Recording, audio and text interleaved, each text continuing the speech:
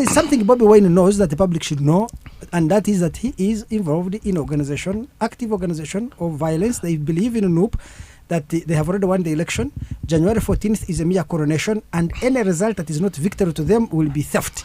And therefore I suppose that's going to. But again, and that is the explanation and justification of his actions. We should be very clear about it. No. But again, Andrew, that's what I was coming to.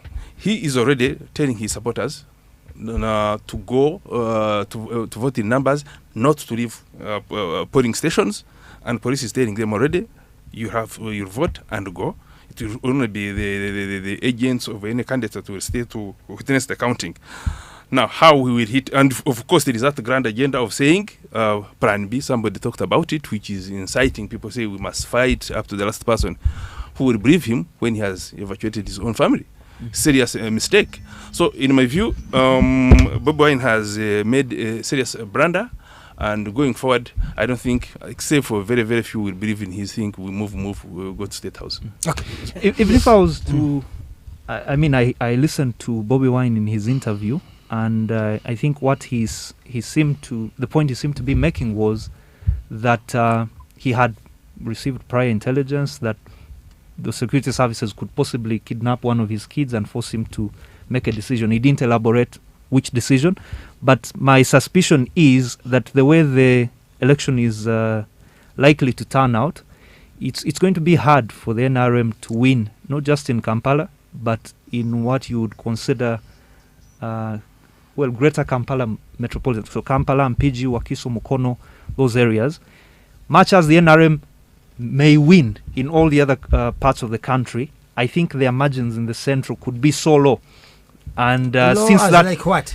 20%, 30%, or even lower, and that coupled with the anger, but also with the kind of campaign that NUP has been running, especially in this part of the country, they may want to ride that wave and say, you know what, Bobi Wine is our elected president and all. And you know, this is the center of gravity of Uganda. They could easily cause a stalemate where, yes, the NRM has won, but the NRM cannot mobilize enough of its supporters to guarantee its victory. So it's left to the security services, and there's a stalemate for a week or two. And one of the options for the security services would be to cause Bobi Wine to publicly call his supporters to go home because he has accepted the loss. And I think he wanted to put that option out of play. But which is very likely. How does the presence of his children? So the government of Uganda would kidnap his children? Could be not the government of Uganda. Could be rogue elements within the state who want an end to this stalemate, who will kidnap one of Bobi Wine's kids or two of them and force him to make a concession. Timothy, not that the NRM would not have won, but the stalemate would cause them to do as I said, that like everything about half empty, half full glass, it depends on the way one wants it. If you're unsympathetic to Bobi Wine, which people like Andrew are, or to anybody in opposition, then of course you will want to rub all this in. If you're sympathetic to the Bobi Wines, which an equal number of people, it will still be a case of no, as I think he himself said, he had said, my children stay around here, let's just fight to the end. And he said several friends and I think family members in the US said, just bring us the children, at least just bring them to us. So you can say it's all spin, but to me that's not the biggest of issues. Yes, if you really want to sweat the small stuff and really get like all that personal, you can say that shows he's a coward and all this. But then the broader question for me still is, why do we even have this kind of election? And as the general climate in which this election has taken place, you can call the Bobi Wines hooligans, you can say the Amuriats have defied all these COVID SOPs and everything. But how do you explain people like Mugisha Muntu, whom most people in Uganda view as kind of moderate, rational and all this? How do you explain the many times he has been stopped from holding his rallies, scheduled rallies, masks all on? In other words, when you start getting into people like Mugisha Muntu facing nearly the same treatment, now that's become difficult to explain. So in other words, we really must sit back and just say that the broader picture isn't to narrow down on little things. Bobi Wine decided to come for the campaign, for the voting day, and he was not wearing an NUP t-shirt. You see, it shows if you believe in NUP, why was it? Then you get all that petty, and well, there's no degree of... No, but in this case, Timothy, yes, as a leader, he made it very clear that he doesn't have an exit option. Exactly, like I said. And that's why he has a big stake. Yes, to answer now your question. all of a sudden it turns out. Yes, I agree with you. Like the way if you're determined, Timothy, you are trying to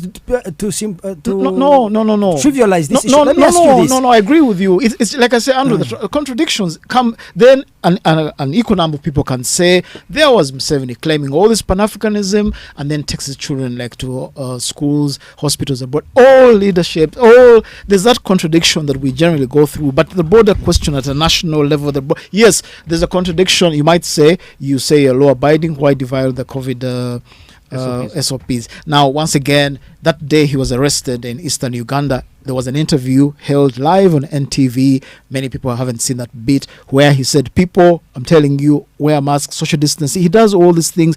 As I say, if you're determined to find faults in him, you will find faults. And as I say, you can also start saying, there's President Museveni. You claimed, Africa's problem is leaders who stay in power. There's always a contradiction. Timothy, what I want to know the broader question is why. Let's come to the broader question. If Bobi Wine is organizing a political resistance against a brutal dictatorship, as he says, it means that his struggle places the lives of very many of his supporters and citizens of Uganda at risk. Why should his family be the only one to enjoy that privilege of evacuation? As I say, if one is determined to narrow down and say, you said is ABC. Bobi Wine, let me also continue. Yes. Is Bobi Wine facing a worse situation than as I say, wait. Yes, than other candidates too? Is Bobi Wine facing a more repressive regime than Mandela faced in South Africa? He was there with his wife. He went to jail. The wife remained with the children. As I say, Andrew. Why does he think that his children as I say, and Andrew, his family should Bobi be Wine, isolated Andrew, from this? even if Bobi Wine were to come wearing a blue pair of jeans on election day, you, Andrew, would say his claims, his NUP, he should be wearing red from I top disagree. You're trivializing the point. There is a very but you are important point trivializing everything. You see, when you are a leader, Andrew, you will, Andrew, even if Bobi Wine, let's say, wrote a post on Facebook or Twitter, and there was one spelling error, you, Andrew Mwenda, would go on, have a 1 hour video saying you want to go Andrew Mwenda. I think it should be the issue we are raising. No, it is Andrew. In Andrew Mwenda's there are also case, 10 other candidates in the same Yes, race. he's I not think the only we are one not in the race. discussing the on the social others. media, it was not on Andrew, it was all over pictures. Yes, but for me the question is, even without Timothy wants to personalize it to me, because you're personalizing it to Bobi Wine. That's the problem. Okay, so are have Ugandans been evacuating their families? But many people do evacuate their families. So how many Ugandans have evacuated their families? The point how is many this. of the presidential candidates have As I say, if your interest is in looking for contradictions, I will come in. I'm just speaking as a neutral person. I'm not an NUP person. I'll say, okay, that's a condition for Bobi Wine. Yes, no, but I'm not an NUP person. You are but not. No. I'm just no. I am. First of all, okay, I personally believe I could be wrong, but I think that if we talk about democracy, regardless of how equipped they are to run the state, first of all, that the mistreatment of these NUP people just feels wrong to somebody like me. And I've been telling my friends at NRM, be concerned about the method especially. Forget the reasons, but the method. Because this rearresting people, this planting ammunition on people and taking the military police barracks, don't do things that remind people of, you might say, the 1980s, 1970s, because one day when the NRM has finished with the opposition, it comes down to you. So I'm just saying, be careful of the method. Even if they go in and violate the SOPs, make sure we don't see bloody scenes and whatnot. So in other words, my wider view is this. But Timothy, it takes two people to quarrel. You argue as if in this contest there is Angel Noop and evil security. Like I said, because how security of Uganda Andrew, responds to for the last 10 has years a lot to do with also how Nup behaves. Yes, but you see, Andrew, like I said, first of all, those of us who know a little more Ugandan history than the average person know very well that there's also such a thing as infiltration. In other words, it's been all these tricks of the NRM from the Luwero days. Dress up in UPC t-shirts and harm the crowd. Now you have gone to your conspiracy but it's not Andrew. No, let me complete this in 10 seconds. Andrew, you know very well, even off the microphone, you interviewed Obed. You remember this series the Monitor ran. Yes, you remember that TV. What I'm saying, but the affairs were quoted in your own article, April 15th. 2005 in the Monitor, the interference and Tumwina conceding and boasting about how we used to go and dress up as UNLA. So you're saying NRM they said those Nup hooligans actually NRM. But I'm just telling you that's what it is. I can tell you off the microphone. We got to take another break. We'll come to you Obed, we need to reduce the heat. You are it. KFM's Hot Seat. It's hot, it's live, provocative, and digs deep into the issues. It's KFM's Hot Seat. Maria, are you done washing the clothes? Madam, I did long time ago. What do you mean long time ago? Yes, I used Blue Magic Laundry Bar Soap. It lathers well and aids fast washing with softness on my hands. Besides, Magic leaves the clothes sparkling clean and smelling nice with lemon perfume. Blue Magic Laundry Bar Soap, a product of Bidco. Now in 1 kilogram and 600 grams. Available in all outlets near you.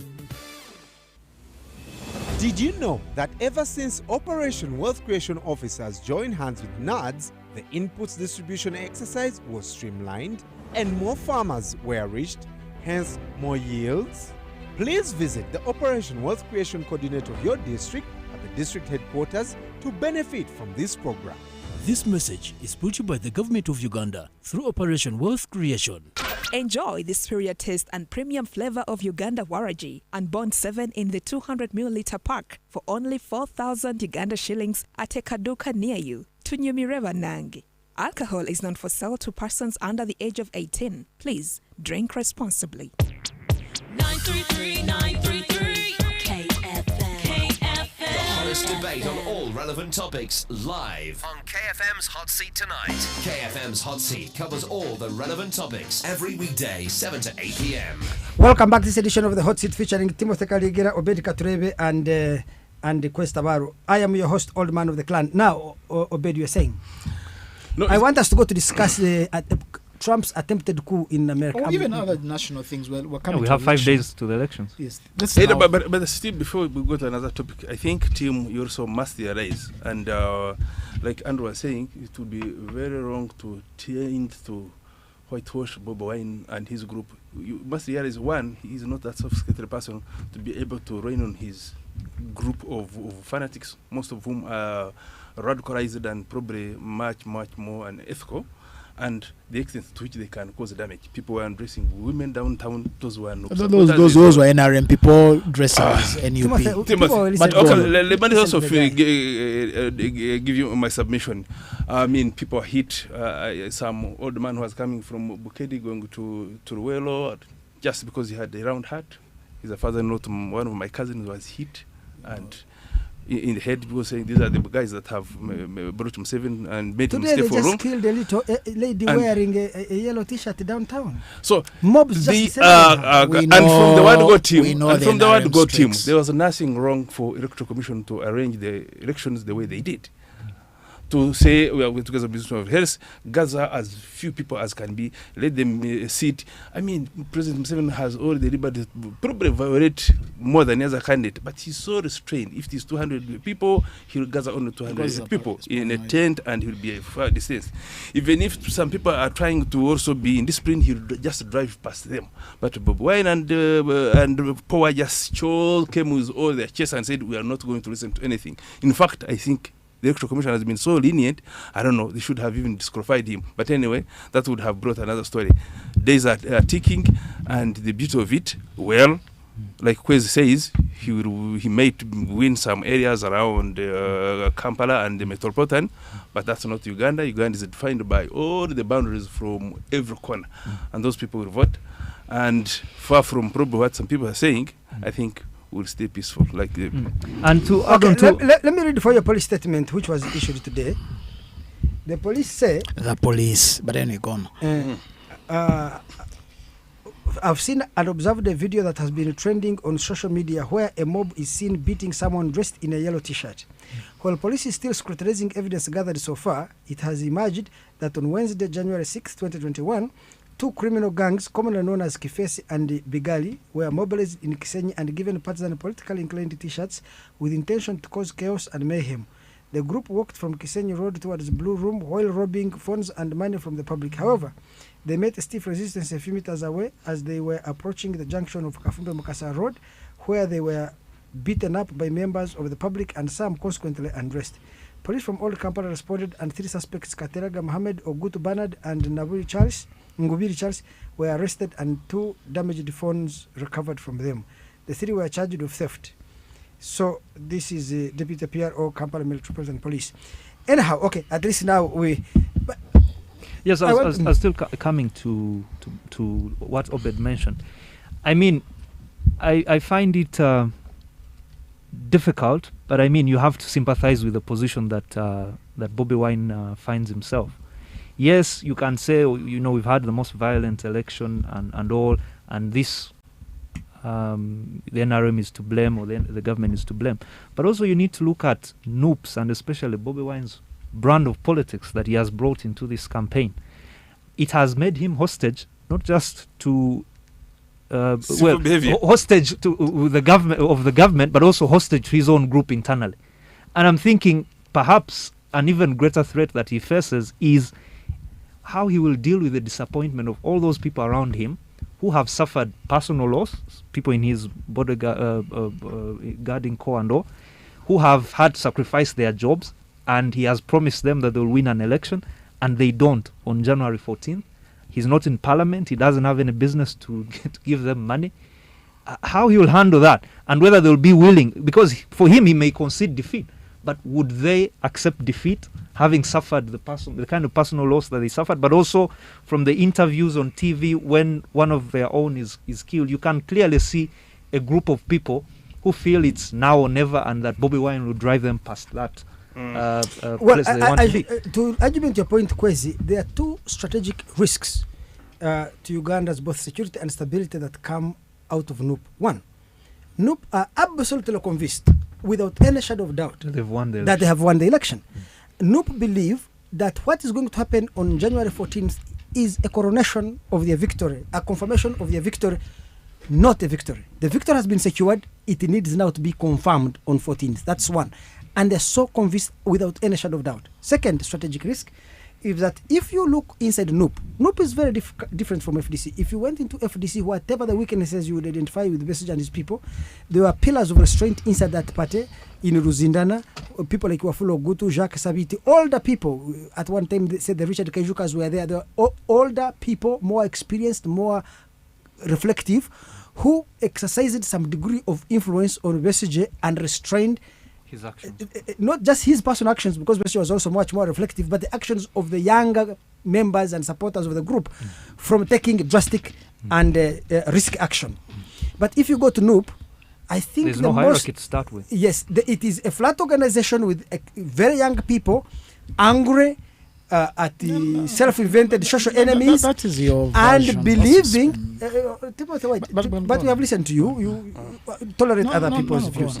So all of us are here to give our opinions. So, and I don't see in the one, given the conviction that they have already won and they are just waiting for a confirmation of their victory, and two, given that there are no voices and pillars, strong pillars of internal restraint on the kind of political action you will take, what we have is really a cocktail that can lead to chaos. The only problem is that they are dealing with a state and a system that is exceptional, of course, adept at the managing and containing such eruptions. Because should they shift from a political contest and say that this is a military contest, then they will emasculate the very democracy that they are trying to build. Because you see, democracy requires that all of us should be free to come on radio and speak. And it requires a certain degree of stability. There cannot be guns outside there and you have a certain amount of freedom. So the state in that context will certainly prevail over them so easily. But the consequences will be that so many of the people who are activists fighting for democracy now will be seen as insurgents. So you transform yourself from being part of the political opposition, you become part of political subversion. You transform an election into an insurrection. And that is a dangerous thing. So if you want to preserve democracy in Uganda, it is important in a democracy to accept a loss, even though that loss comes unfairly. It is not true that in an American election, it is always fair. I'll give you an example. Why did Trump win Texas? The fourth largest city in America is Houston. We all know that Democrats were doing pre-election voting. They, in the whole state of Texas, they had 4 areas to drop your ballot. Just 4. And the Republicans went and even created fake drop areas where many Democrats were dropping their ballot boxes, and then they would be carried away as trash because the machinery there of the state was controlled by Republicans. So there was a lot of rigging in the last election in the United States on either side. It's not true that whatever Trump is saying is totally false, but there's a lot of manipulation of the process. But the candidates participating in the process accept the outcome, not because it is perfect, but because they know no human institution can be perfect. So that's the challenge. One point. Tim, if you can give me one, you are missing Andrew. Nope does not believe one, and they're waiting to be announced president. Their sole purpose in all this is to give this impression of having been rigged, having been killed, having been tortured, and probably America comes out of its seat in Washington, creates strong sanctions against the Republic of Uganda, and probably declare a no-fly zone, and maybe bombs begin raining. That's a section of no, but that is when you see the appeal to the Western powers, how they are appealing to the senators in the US, how journalists must focus. He's giving many interviews than even looking for votes to the Western media to give the impression he's being tortured, he's being killed, he's been said maybe Uganda can be declared. He's been killed. So let me speak. Probably then Uganda can be the Western world can do what they did to Libya to President Museveni. That's their primary objective. Now, they have no numbers across the country. Now, if in my that's what I say. It's just like the way throughout the mid '80s, NRA were bandits and all this. And then when they take power, now they become the legit. It's just the usual story. If NUP, for whatever reason, or FDC would take power, then all narration, all top stories, all protocol, all embassy staff all over the world, Bank of Uganda, all institutions, the entire narrative of Uganda, all the Bush War memories, all the campaign memories, it will become like the way NRM became the mainstream story. Like the way in Rwanda, everything Hutu, Haberamana, everything pre-94 became Obed, don't talk about it and all this. You must go back to all magazines and say, but they used to call Rwanda the Switzerland of Africa. So it's not like it began after Kagame. So this story is always told by the victors. But my experience with these NUP people, first of all, knowing Uganda, I would not rule out those stories people say of violent hooligans, whatnot. There's a bit of that all across the board in Ugandan society. But surprise, surprise, the NU people, from my personal encounter with them, I encounter them quite a bit. And I'm saying them because I'm not an NU person. I actually find them quite almost like boring. But you remember, Andrew, when you went to Kamacha, when you began saying, you're going to pick up forms to be a new person, you remember how they received, all this hilarious thing, jockey and all this. They're Ugandans like anybody else. And I know people are trying to hint that these are Baganda militants. But if you know, like, the typical Muganda, if you know the Baganda culture and whatnot, there is that sense, on one hand, there seems to be this, Baganda militants and whatnot, but actually, Baganda are really almost harmless people. In fact, if you want, I almost find the NUP like naive and like irritatingly like mild from my point of view. Did you watch the events of November 18th and 19th? I do, like I said, that some, you see, people like us who have read all this CIA books and who have read Uganda's history inside out, this talk of years of the hooligans went and stripped people NR t-shirts, that's for naive listeners who don't know Uganda's history. Some of us who know Uganda's history, who know how things are staged, beyond just how intelligence works. Government would sabotage like I said, you you tell your stories to Ugandans who are naive, but some of us who know Uganda's history, who know the Luero story, who know the story of Idi Amin and Amin went and killed who know Uganda's secret history back to the 1950s. You go and tell anyone else the story about they went and got people with NRM t-shirts. Those and about things like the Daily Monitor columnist Nicholas Sengoba says, Museveni is one trick, one track mind. You repeat the same things and all that. Like I say, please narrate that to people who don't know Uganda. For me, the most important thing I think that we'll be looking out for in the next 5 days and possibly after is after this kind of campaign, what would be, in case they don't win, NUP's exit strategy? Would they focus on becoming a formal party in parliament? How will they have performed in the parliamentary elections? Some of their key members in Kampala had spent most of their time accompanying Bobi Wine and not campaigning, and by the time they came to Kampala, campaigns had been suspended in Kampala. Would that, and this is their stronghold, would that affect their fortunes? And could they possibly lose to more established opposition parties like DP and FDC, who have not hidden their disgruntlement with the kind of wave and the way NUP is conducting its politics. So in that new parliament where they are not necessarily going to have a majority, even within the opposition, how will they manage the politics? The other person, of course, is Bobi Wine. Since he's not a member of parliament, will he look for another seat and one of the NUP members maybe resigns the seat and gives it to him? What is going to be his political role going forward? What is his vision of NUP? Because NUP is absent in local councils. NUP will be very thin in the parliament. If they don't win the presidency, what will they have? And what is it that they will keep them going? But also for the NRM. But Andrew, so you know, probably like I said something back. At least they will be discussing the weak party called NUP. They will be NUP will be the biggest opposition. And why do you think so?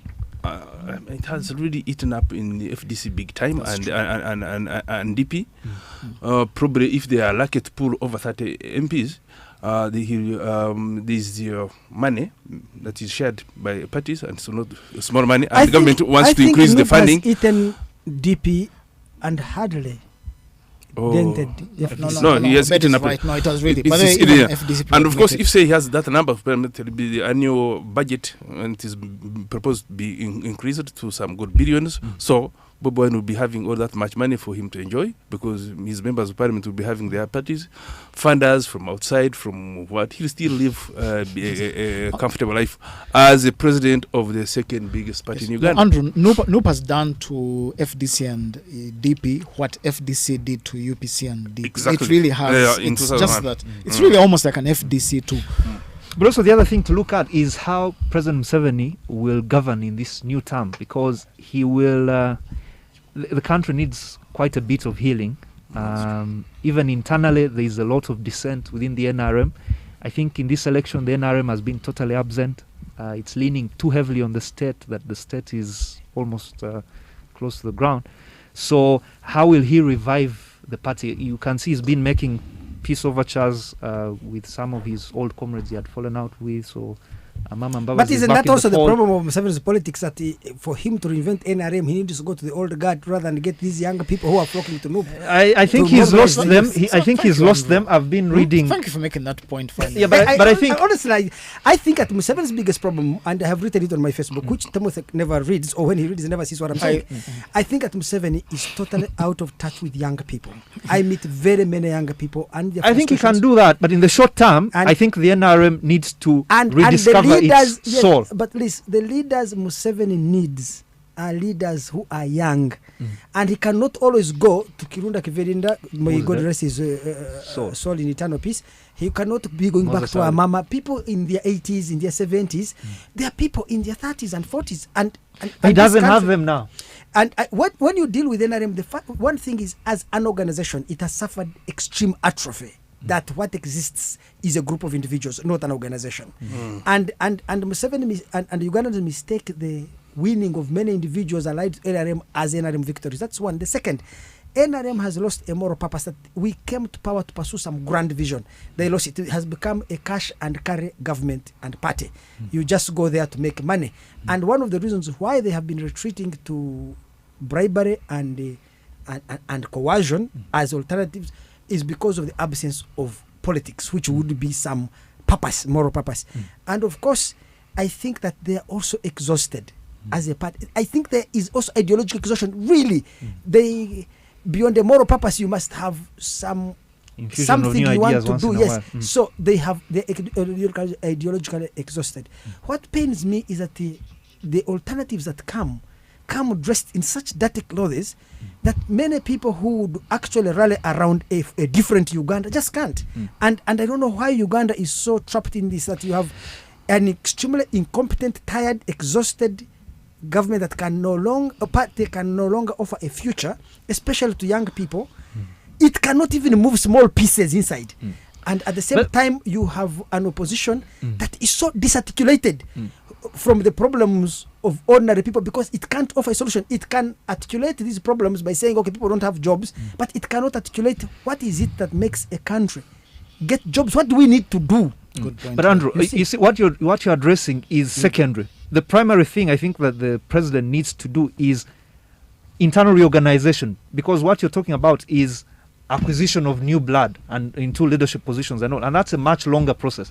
The NRM, like this election has exposed, is after 2016 there was no deliberate effort to heal the rifts that had been caused by Mbabazi's exit, and then the process through which Mbabazi was edged out and people like Tumukunde brought in also created its own intrigue.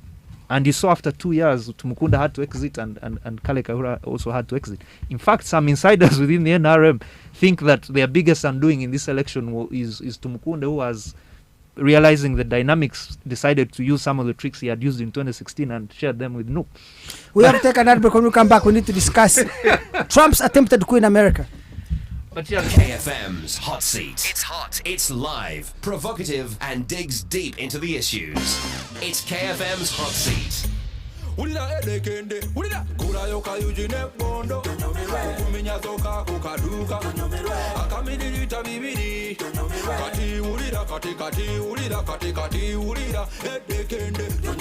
Enjoy a premium flavor of Uganda Waraji and Bond 7 in the 2 pack for only 4,000 shillings at a store near you. Alcohol is not for sale to persons under the age of 18. Please drink responsibly. Condoms provide triple protection against HIV, STIs or STDs, and unplanned pregnancies. Remember, you can get pregnant and infected with HIV the first time you have unprotected sex. Don't take chances. Always use a condom correctly and consistently. If it's not on, it's not safe. Always condomize.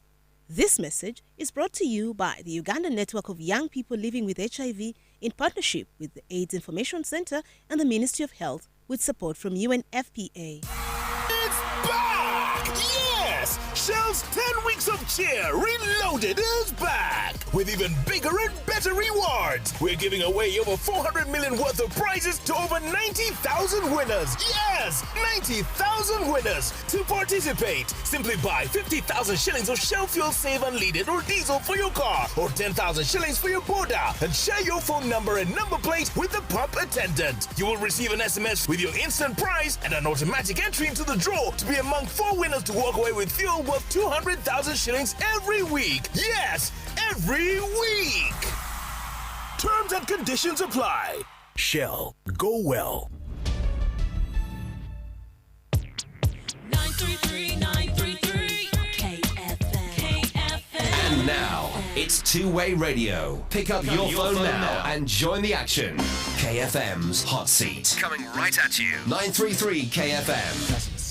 Welcome back to this last segment of this edition of the Hot Seat featuring Timothy Kalyegira, Obed, Katurebe, and Emmanuel Tabaro. Gentlemen, let us we have only about 8 minutes to discuss Trump's attempted coup. Timothy Kalyegira, what did you make of it? Especially you being such a great fan of Trump, ordering these gangs of his who invaded Capitol Hill. Of Trump. And I saw members of Congress running out of their chamber. Then I saw this man sitting in the chair of Nancy Pelosi. I saw them breaking glasses and doors. I should tell you, this, for me, it was so liberating because America has been trying to pretend to stand on a moral pedestal lecture to everybody else. And then their chickens are coming home. Okay, first of all, it really, like many people I was watching, I think BBC TV as the first people started climbing up there. It was sort of a general, more like a run on a general civic people's. It wasn't quite the storming of the Bastille like it was in France in 1789, but it was a general sort of like coming onto gathering at that place, if you wish.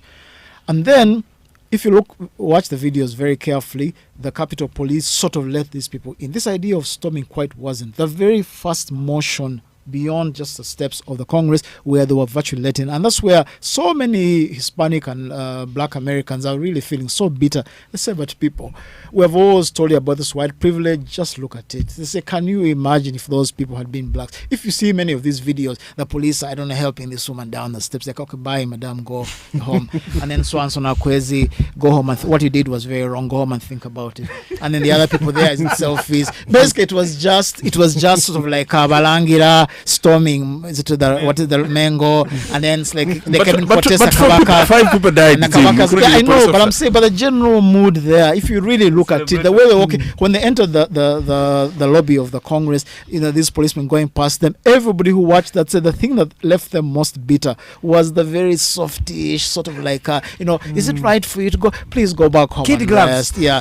So in other words, it was that. It was okay in a general sense. It was sort of like instigated as a general civic. I don't think intended to be like a smashing thing. Now, of course, the other people think that some of the infiltrators came in, did all this, but whichever way it is, I don't think it's going to dent America's image. As I said at the beginning, we have seen the yellow vest protests in France. We've seen all these the chaos of Brexit. The West has established a hold on the human mind, even if they set the entire Washington or London on fire and blow up all those buildings, somehow open the UK high commissions around the world, the US embassies will all want to go there. So it will be one of these wisecracks. Hollywood will even produce like a movie about it. It will be one of those things. They can't quite lose that hold they have on the mind as a standard.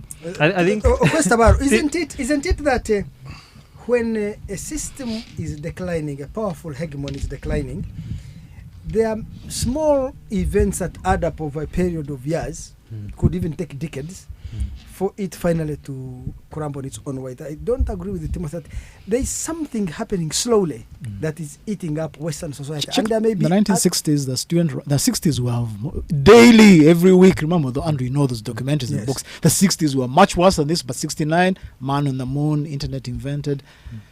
Tim stopped short of saying that it felt like an NRM protest in Kampala.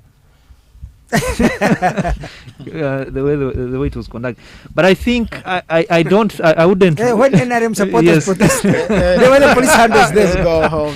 What's wrong with you? That's what it felt like watching it on TV. But I wouldn't read too much into what happened in the US and the storming of the Capitol. It would mean a lot more if this had happened in June during the Black Lives Matter protests, because I think the protesters would not only have gone into Congress to take selfies and pose seated next to Nancy Pelosi's seat, but they would actually want to burn down and break tables and all that. I think the people who are in that room are people for whom the idea of America is already accepted. They may want to improve America, but they don't want to destroy it. And that's why the American state responded the way it did, and that's why you had all those mild statements.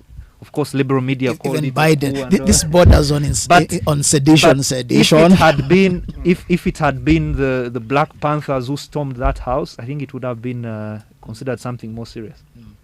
But would they have acted differently? Not taking pictures, but just burnt down the building? They would have burnt down the building. Okay. Well, I don't agree with Tim when he says it has not. It won't change America from being the superpower it is or technological advanced country it is.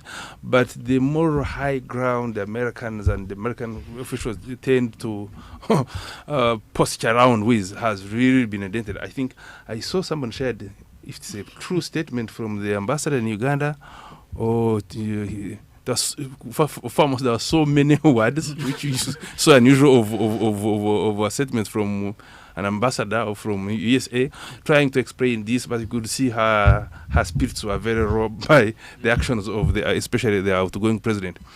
So this more high ground they've always claimed has gone down thanks to new media, because the other time when talks about human rights, people remind them of the brutal murder of this black American that led to demonstrations. If it comes to protocol discipline, statements that are reckless, that can incite, Trump has done them enough damage. To some extent, Trump brought them from that high moral ground, and they're just as good as Ugandan politicians. Yes, they remain a superpower, but moral high ground in terms of protocol correctness is totally down. But I thought for decades, for the last 60 years, everybody has always known America, the West, to be hypocritical. From the chaos of the Florida not as glaring as has been in the recent times. America has always been glaring. Let me ask you, I feel that America has always been perceived as hypocritical. I don't know, maybe the past always looks rosy, but I get the sense that American political process has reached a major juncture where the political divisions, have so deepened and the two sides are so torn apart that trying to find a common ground on practically anything has increasingly become difficult. You know, for many years when Obama was president, I think for 6 or 5 years when he was president, they never even had a budget. They just couldn't even pass a budget. They have reached a point where the level of gerrymandering, what they call redistricting, or local laws passed in states when the Republicans are in control or the Democrats to try to frustrate the other side from even voting. Either side does very many dirty tricks. The difference between them and us is that the elite have a common agreement on basic national goals, that if these are the rules, however unfair they are, we are subject to them. For us, the rules must favor me. If they don't favor me, then I cannot be subject to them. And I think that's perhaps the difference. But if you read American politics at state level, because the American federal government does not have an electoral commission like Uganda, elections are run by states. So the state is the one that elects and decides. Every single thing is run as a state. So each state, whoever controls it, will pass rules and laws and regulations that make it impossible for the other side to vote. There is a lot of disenfranchising that has been taking place. Like now, in most states that are controlled by Republicans, if you are a convicted felon, you cannot vote forever. But most convicted felons are blacks and Hispanics. They constitute about 76% of the total. Fines are so high. Yes. Or they say for you to vote, you must pay a huge fine, and the fine. But the guy is so poor, he doesn't even have a job, because if you have a criminal record, you can't get a job. So you see, it is so unfair. But I don't know how you can pull America from that kind of mutual hostility by the two sides. But like I'm saying, if you go through American history, from the civil rights movement, the chaos of the 60s, all Watergate scandal, America, every point, it is America has laws after Watergate, never get, America is always like that, contradictory, messy, everybody sees through it, but it retains that brand. As open the embassy doors on Monday. It's like a Coca-Cola, very bad drink, but everybody loves it. Okay, thank you so much, my guys, for listening to us. Have a good evening. The hottest debate on all relevant topics live on KFM's Hot Seat tonight. KFM's Hot Seat covers all the relevant topics every weekday 7 to 8 p.m. Precise, to the point and accurate. This is KFM News.